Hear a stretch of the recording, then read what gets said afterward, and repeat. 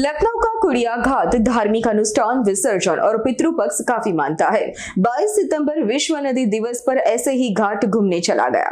वर्तमान स्थिति इस प्रकार दिखाई पड़ी। जिम्मेदारों ने बताया बरसात में इस तरह का माहौल रहता है।